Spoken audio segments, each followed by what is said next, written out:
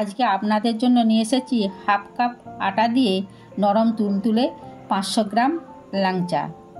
চলুন তবে কী করে বানাচ্ছি দেখে নেওয়া যাক।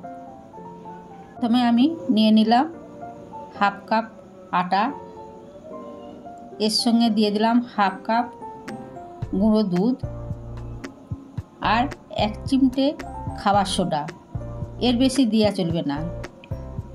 আর দিয়ে দিলাম 2 চামচ ঘি।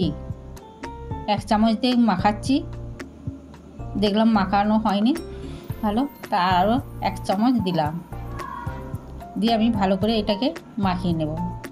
মাখাতে মাখাতে দেখবেন যখন হাতে টিপে ধরলে ডেলা পাকিয়ে যাচ্ছে তখন জানবেন মাখানোটা ঠিক হয়েছে।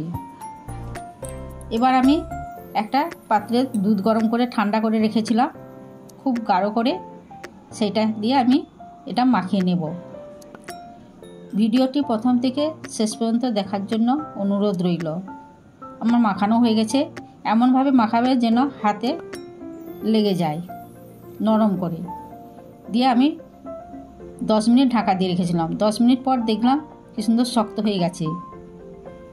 আবার এটাকে আমি ভালো করে মাখিয়ে নিলাম একবার। এবার আমি 2 হাতে ঘি মেখে নিলাম, নিয়ে আমি একটু করে ডোটা নিয়ে ভালো করে গোল করে আবার একটু লম্বা শেপ করে নিলাম।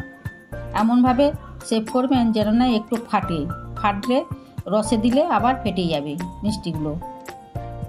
এইভাবে আমি সবগুলোই তৈরি করে ফেলেছি। আমি শেপগুলো খুব ছোট ছোটই করেছি। এবার আমি কড়াইতে তেল দিয়েছিলাম, তেলটা গরম হয়ে গেছে। গরম হতে আমি ল্যাংচাগুলো পরপর ছেড়ে দিলাম। এরকম লাল লাল করে ভাজবেন, একটু খুব লাল করেও ভাজার দরকার নেই, এরকম লাল করে ভাজলেই হবে। এবার আমার ভাজাও হয়ে গেছে, একটি পাত্রে তুলে রাখলাম। আবার আমি একটি শিরা তৈরি করার জন্য একটি কড়াইতে চিনি নিয়ে নিলাম হাফ কাপ আর জল দিলাম 1.5 কাপ। দিয়ে এটাকে আমি ভালোভাবে ফুটিয়ে নিলাম এবং 2টো এলাচ ফাটিয়ে দিলাম, গন্ধটাও সুন্দর আসবে। ফুট এসে গেছে, এবার আমি ল্যাংচাগুলো ছেড়ে দিলাম। দিয়ে আমি 5 মিনিট ঢাকা দিয়ে দেবো, একদম খুলবো না। নতুন বন্ধুদের জন্য রইল সাবস্ক্রাইব করা অনুরোধ, আর পুরানো বন্ধুদের জন্য রইল ভালোবাসা। 5 মিনিট হয়ে গেছে, আমি খুলে দেখলাম সুন্দর টুল করে ফুলেও গেছে। এটাকে আমি গ্যাস থেকে নামিয়ে 1 ঘন্টা ঢাকা দিয়ে রেখে দেবো। 1 ঘন্টার পর খুলে দেখলাম আরও ফুলে গেছে এবং কেটে আপনাদেরকে দেখিয়ে দিয়েছি কি সুন্দর রসালো এবং তুলতুলে হয়েছে। আমার ভিডিওটি ভালো লাগলে লাইক, কমেন্ট, শেয়ার করবেন। সুস্থ থাকুন, ভালো থাকুন, দেখা হচ্ছে পরের ভিডিওতে।